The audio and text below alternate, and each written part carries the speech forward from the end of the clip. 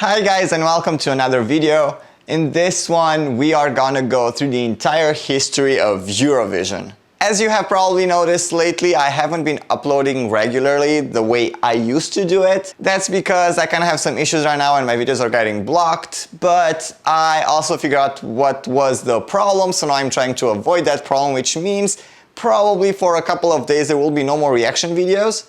Don't worry, everything has been filmed. The back and forth is gonna finish. Filipino Reacts is gonna finish.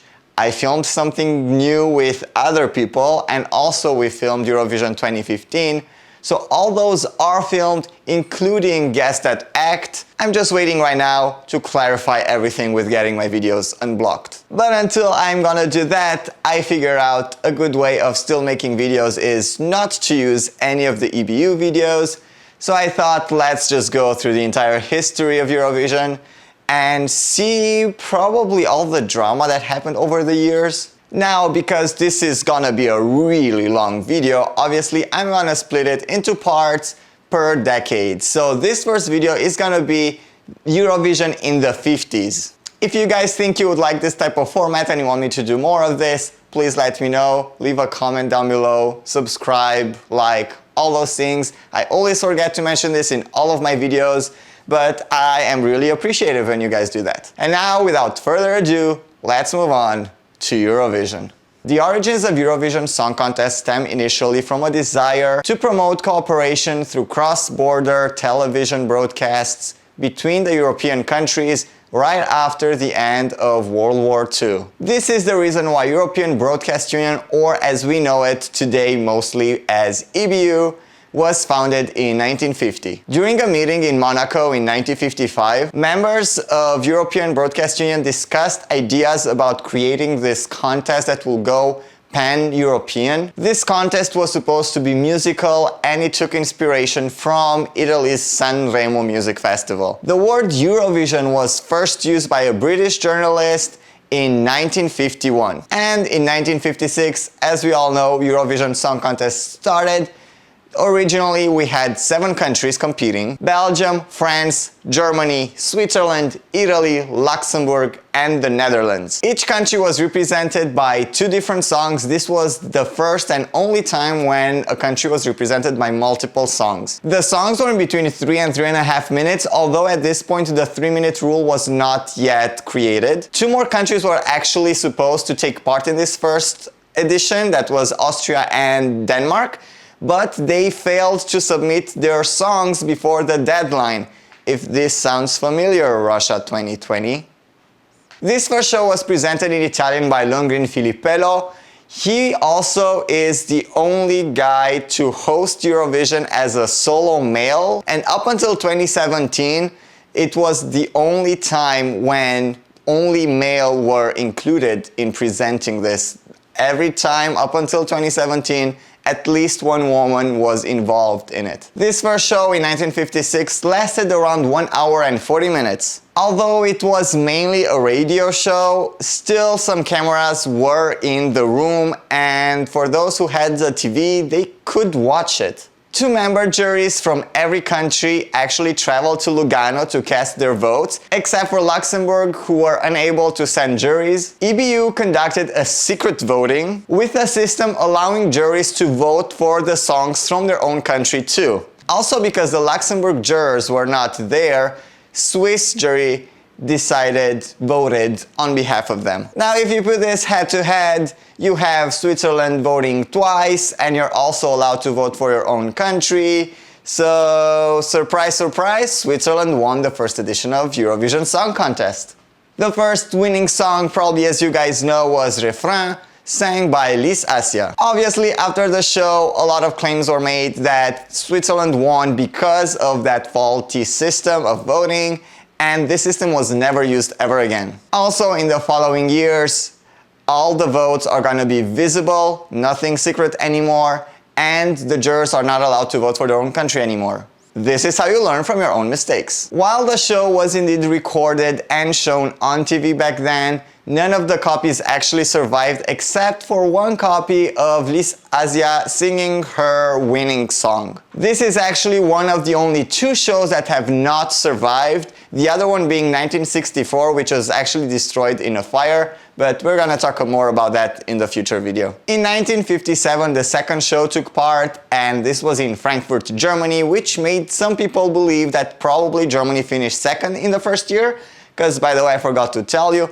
no one knows what was the actual ranking. We only knew the winner in 1956 and nothing else. Not only that we do not know if Germany finished second in the first edition, but at this point, the rule was not yet implemented, that rule that says that the winning country is gonna be the host next year. At this point, all they were trying to do was just to figure out ahead of time which one is gonna host and just go through it by rotation, except that in the future years, a lot more countries are gonna take part in this and the whole idea became impractical. This show also took part on 3rd of March, which makes it the earliest in the year to ever take place. We know that right now Eurovision takes place in May.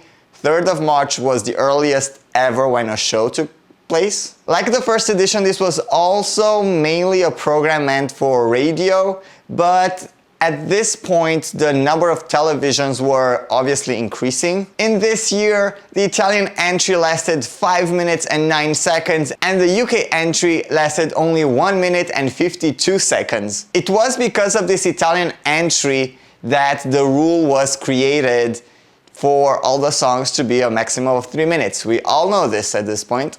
As another rule that was changed already in 1957 is that duos were allowed to compete, 1956 being only for solo artists. The Danish representatives, Birte Wilke and Gustav Winkler, were the first to take this chance, the opportunity to compete as a duo. At the end of their performance, they exchanged the longest kiss in the Eurovision Song Contest history. But if you're thinking that they did it on purpose, that's not true. Just like in our days, a lot of these things were rehearsed and they had someone in their staff that were supposed to make them a sign when they should be stopping because, you know, everything was kind of on television.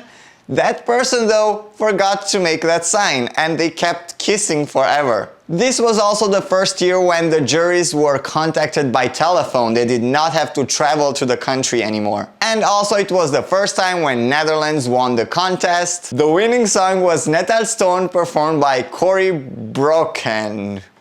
The winning song was Natal Stone, performed by Corey Broken. As I said before, this year also the rule started that the members of the jury cannot vote for their own country. Also, 1957 is the first year when they had an actual scoreboard, now that the vote was not a secret anymore. This year also, Lys Assia performed her third song in the second year. The song was called L'Enfant que j'étais. The 1958 show, as you guessed, took place in the Netherlands in Hilversum. This is actually what formed the idea of the winning country to host the next year.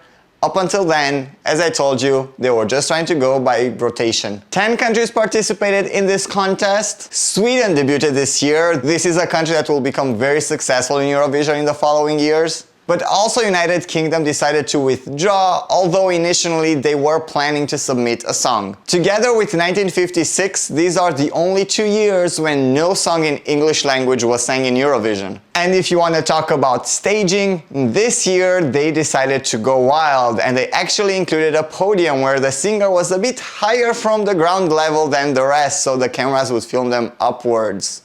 Also this year we get crazy backdrops. This is when they decided to include backgrounds that you can change, so it helps to send the message of the song that obviously was not sung in a language that people could understand. As in the previous year, the juries were not present there, they actually had to call to give their results. The Italian entry this year was not picked up correctly in some of the countries, so Domenico Modugno had to perform it once more. The presenter from 1958 was actually supposed to be a very minimal thing of the show. She was only supposed to answer the phones to put the voting on the board. But because this whole thing with the Italian entry happened, she had even more things to do, which was to re-present the Italian entry. This was the only year up until 2017, so 57 years later, that the host country finished last. For 57 years, this did not happen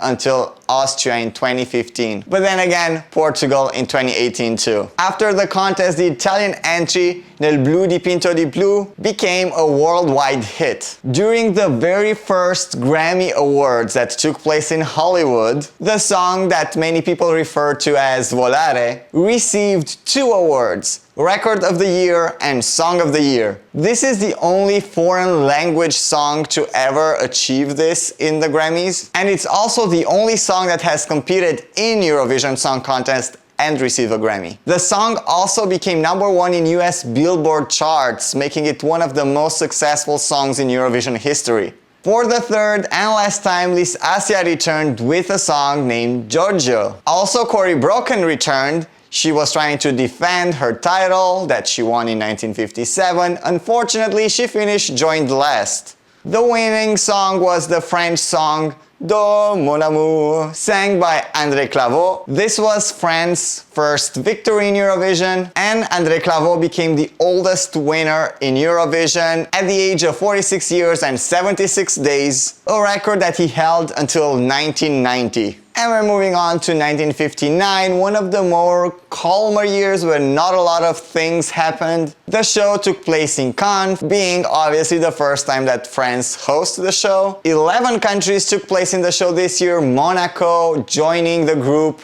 but unfortunately finishing last. United Kingdom though decided to return, and they finished as runner-ups, starting what it will be a record-holding number of 15 second spots in Eurovision Song Contest history. For some reason, I feel like those days are kind of gone.